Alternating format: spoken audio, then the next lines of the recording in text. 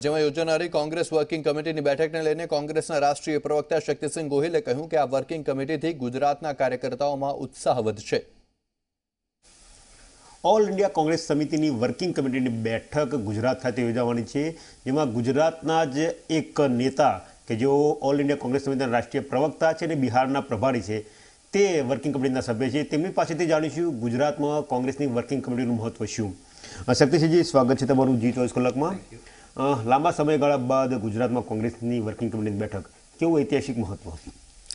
હું સૌથી પહેલાં તો એક ગુજરાતી તરીકે અમારા રાષ્ટ્રીય અધ્યક્ષ રાહુલ ગાંધીજીનો આભાર માનીશ કે એમણે ગુજરાત તરફથી જે આમંત્રણ પ્રદેશ કોંગ્રેસ સમિતિના પ્રમુખ અમિતભાઈ અને અમારા અહીંના પ્રભારી ગુજરાતના રાજીવ સાતવજીએ રિક્વેસ્ટ કરી હતી। અમે પણ ઈચ્છતા હતા ગુજરાતી તરીકે કે ગુજરાતમાં વર્ષો પછી વર્કિંગ કમિટીની મિટિંગ થાય અને આમંત્રણ સ્વીકારાયું છે, એટલા માટે કોંગ્રેસ અધ્યક્ષનો હું આભાર માનું છું। ગુજરાત એ બાપુની જન્મભૂમિ છે અને અહીંયા ગાંધી આશ્રમમાં પ્રાર્થના સભાથી વર્કિંગ કમિટીના દિવસની શરૂઆત થશે।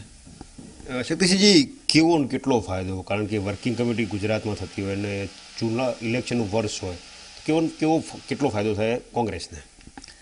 ચોક્કસ એક આખી રાષ્ટ્રીય પાર્ટીની ડિસિશન મેકિંગ ટોપમોસ્ટ બોડી જેને કહી શકાય, જે આખી અમારી નીતિઓ નક્કી કરનારની સર્વોચ્ચ બોડી, એ વર્કિંગ કમિટીની મિટિંગ અહીંયા થઈ રહી છે અને બધા જ રાષ્ટ્રીય નેતાઓ પક્ષના અહીંયા ઉપસ્થિત રહેવાના છે। ત્યારે એનાથી અમારી ગુજરાત પ્રત્યેની ભાવના અને ગુજરાતીઓની સાથેની કોંગ્રેસની અતૂટ નાતો રહ્યો છે, એમાં પણ મજબૂતી મળે, કાર્યકર્તાઓમાં પણ એક નવું જોમ મળશે, કાર્યકર્તાઓને નવી દિશાને દૃષ્ટિ મળે અને સાથોસાથ એક જનસભા થવાની છે જ્યાં વર્કિંગ કમિટીના તમામ સભ્યો પણ મંચ પર ઉપસ્થિત રહેશે। તો એનાથી હું ચોક્કસ માનું છું કે ગુજરાતમાં કોંગ્રેસને ફાયદો થશે।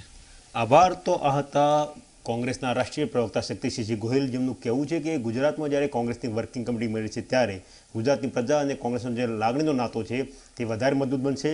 તેમને એવી પણ આશા છે કે વર્ષ 2019ની લોકસભાની ચૂંટણીમાં પ્રજા તેમને આશીર્વાદ આપશે। કેમેરા પર્સન સચિન લાખે સાથે ગૌરવ પટેલ, ઝી મીડિયા, અમદાવાદ।